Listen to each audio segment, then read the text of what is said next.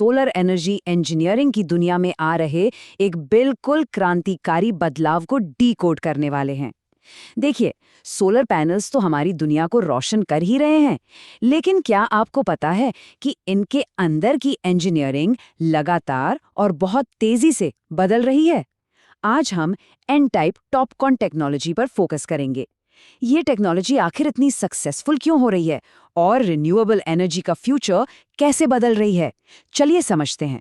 और सबसे खास बात पता है क्या है? आज का ये विश्लेषण हवा में नहीं हो रहा। हमारा आधार है सीधे एक मैन्युफैक्चरिंग प्लांट की ग्राउंड जीरो से आई हुई रियल वर्ल्ड इंजीनियरिंग नोट्स, एक सोलर प्रोसेस इंजीनियर के असली नोट्स। यहाँ कोई मार्केटिंग फ्लफ नहीं है, सिर्फ प्योर हार्ड इंजीनियरिंग फैक्ट्स हैं। इन नोट्स से बिल्कुल क्लियर हो जाता है कि सोलर इंडस्ट्री अपने पुराने पी टाइप सेल्स को छोड़कर नई एन टाइप टॉपकॉन टेक्नोलॉजी की तरफ इतनी तेजी से क्यों भाग रही है। तो ये फैक्ट्री फ्लोर का असली ज्ञान है सीधे आप तक। तो चलिए सीधे इस रोड मैप पर नजर डालते हैं कि आज हम क्या क्या कवर करेंगे।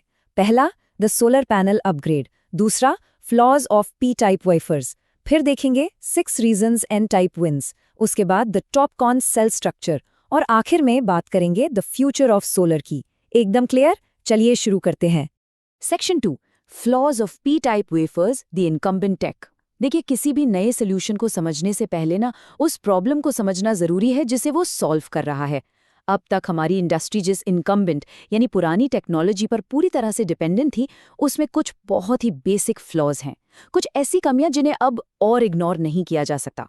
पी टाइप वेफर्स के साथ जो सबसे बड़ी प्रॉब्लम है उसका नाम है LID, यानी लाइट इंड्यूस डिग्रेडेशन। अगर इस टेक स्टोरी में कोई विलेन है तो वो यही छोटा सा एक्रोनिम है। होता क्या है कि जब इन पुराने सोलर पैनल्स पर सूरज की रोशनी पड़ती है तो पैनल के अंदर मौजूद बोरॉन और ऑक्सीजन आपस में रिएक्ट करने लगते हैं। इस रिएक्शन से एक डिफेक्ट पैदा होता है जिसे BO डिफेक्ट कहते हैं। अब आप सोचिए, जिस धूप से पैनल को एनर्जी बनानी चाहिए थी, वही धूप पैनल की एफिशिएंसी को लगातार गिरा रही है। ये एक बहुत बहुत बड़ी रुकावट थी। लेकिन हर प्रॉब्लम का एक सोल्यूशन होता है ना? और यहाँ यह सोल्यूशन बेहद एलिगेंट है। एक तरफ है हमारे पुराने पी टाइप वेफर्स जिनमें बोरॉन डोपिंग होती है, जो ऑक्सीजन के साथ रिएक्ट करके एफिशिएंसी को काफी गिरा देता है। और दूसरी तरफ एंट्री होती है एन टाइप वेफर्स की। इनमें बोरॉन की जगह फॉस्फोरस डोपिंग का इस्तेमाल होता है। अब मजे की बात यह है कि फॉस्फोरस और ऑक्सीजन आपस में रिएक्ट करके वो BO डिफेक्ट्स बनाते ही नहीं है। नतीजा, एफिशिएंसी लॉस लिटरली ना के बराबर हो जाता है। ये एक इतना सटीक इंजीनियरिंग सॉल्यूशन है जो पैनल के लॉन्ग टर्म स्टेबल परफॉर्मेंस को गारंटी करता है। आगे बढ़ते हैं सेक्शन 3 की तरफ। 6 reasons N type wins, the tear down. अब देखिए, एन टाइप वेफर्स का जादू सिर्फ इस LID वाली समस्या को दूर करने तक ही लिमिटेड नहीं है। चलिए बाकी के इंजीनियरिंग फायदों का एक क्विक और शार्प टेयर डाउन करते हैं जो इस टेक को सच में एक गेम चेंजर बनाते हैं। दूसरा बड़ा रीजन है higher minority carrier lifetime. इसे ऐसे समझिए कि एन टाइप सिलिकॉन में इलेक्ट्रॉन्स का मूवमेंट कहीं ज्यादा स्मूथ होता है, क्योंकि यहाँ रिकॉम्बिनेशन लॉसेस काफी कम होते हैं। अगर आसान भाषा में कहूँ तो ये बिल्कुल एक ऐसी टॉप क्वालिटी बैटरी की तरह बिहेव करता है जो अपने चार्ज को बेहद लंबे समय तक बिना लीक हुए होल्ड कर सकती है। और इसी शानदार खूबी की वजह से पैनल का ओवरऑल वोल्टेज, सेल एफिशिएंसी और टोटल पावर आउटपुट काफी बढ़ जाता है। तीसरा रीजन तो और भी ज्यादा मजेदार है, better compatibility with Topcon structure. देखिए, टॉपकॉन टेक्नोलॉजी को अपना बेस्ट परफॉर्म करने के लिए सरफेस पर एकदम एक्सीलेंट पैसिवेशन चाहिए होता है ताकि इलेक्ट्रॉन्स आराम से फ्लो करें और कहीं ब्लॉक ना हो। और एन टाइप वेफर्स वो इस रिक्वायरमेंट के लिए लिटरली एक परफेक्ट मैच हैं। खासकर जब आप इन्हें टनल ऑक्साइड लेयर के साथ जोड़ते हैं तो इन दोनों का कॉम्बो बहुत ही आसानी से अल्ट्रा हाई एफिशिएंसी अचीव कर लेता है। एकदम made for each other situation है ये। तो मुद्दे की बात यह है कि इन सारे माइक्रो लेवल इंप्रूवमेंट्स का फाइनल रियल वर्ल्ड रिजल्ट क्या निकलता है। वो मैसिव लीप आप इन नंबर्स में देख सकते हैं, 24 से 26%। आज के modern N type TOPCon cells की ये एफिशिएंसी सच में माइंड ब्लोइंग है। कैरियर कलेक्शन बेटर होने और रिकॉम्बिनेशन कम होने का डायरेक्ट मतलब ये है कि अब हर एक सेल सूरज की रोशनी को पहले से कहीं ज्यादा एफिशिएंटली बिजली में कन्वर्ट कर पा रहा है। चलिए अब इस लिस्ट के बाकी बचे फायदों को भी जल्दी से देख लेते हैं। सबसे पहले better temperature performance.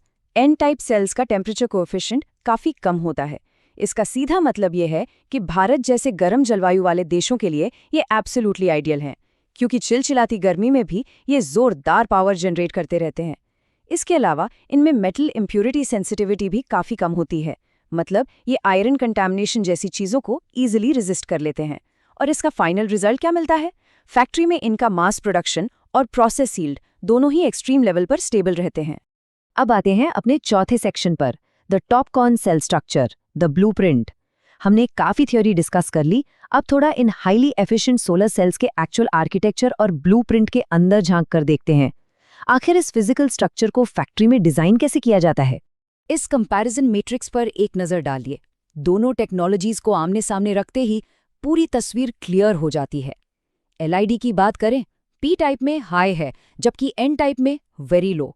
Efficiency P type की लोअर है और एन टाइप की हायर।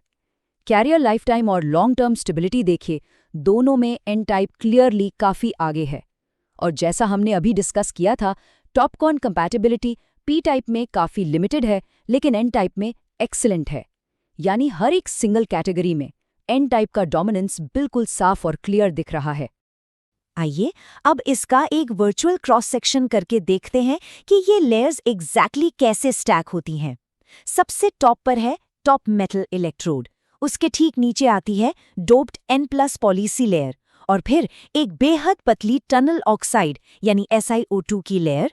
इसके बाद आता है इसका main core N type Si wafer, फिर नीचे की तरफ दोबारा एक SiO2 पैसिवेशन लेयर, और फाइनली सबसे बेस में बॉटम मेटल इलेक्ट्रोड। इन लेयर्स का ये एग्जैक्ट सटीक कॉम्बिनेशन ही वो मैजिक क्रिएट करता है जो इलेक्ट्रॉन रिकॉम्बिनेशन को रोककर पैनल की ओवरऑल एफिशिएंसी को उसकी एब्सोल्यूट लिमिट तक पुश कर देता है। और अब हम आते हैं अपने आखिरी हिस्से पर, the future of solar, the conclusion. इस पूरे इंजीनियरिंग स्ट्रक्चर और रियल वर्ल्ड नोट्स को एनालाइज करने के बाद अब टाइम है इस डीप डाइव को एक सॉलिड कंक्लूजन देने का। उन ओरिजिनल इंजीनियर्स नोट्स के बिल्कुल आखिरी हिस्से में ये लाइन लिखी थी कि इंडस्ट्री के ज्यादातर modern high efficiency solar manufacturers अब पर्क पी टाइप से हटकर एन टाइप टॉपकॉन टेक्नोलॉजी पर शिफ्ट हो रहे हैं। ये एक छोटी सी लाइन असल में इंडस्ट्री का बहुत बड़ा सच बताती है। ये कोई प्रिडिक्शन नहीं है, बल्कि आज इस वक्त चल रहा एक मैसिव ग्लोबल मैन्युफैक्चरिंग रेवोल्यूशन है। पैनल्स में कम डिग्रेडेशन, बेटर रिलायबिलिटी और लंबे समय तक बेटर पावर आउटपुट की जो प्रैक्टिकल डिमांड है, वो इस पूरी इंडस्ट्री को नई एन टाइप टॉपकॉन टेक की तरफ तेजी से मजबूर कर रही है। तो इन सभी बातों के बाद एक बहुत ही थॉट प्रोवोकिंग सवाल सामने आता है। जब N type TOPCon efficiency, temperature performance और लॉन्ग टर्म स्टेबिलिटी में इतना वास्टली सुपीरियर प्रूव हो ही चुका है, तो ग्लोबल सोलर इंडस्ट्री कितनी तेजी से इस पुरानी पी टाइप टेक्नोलॉजी को कंप्लीटली अबैंडन कर देगी?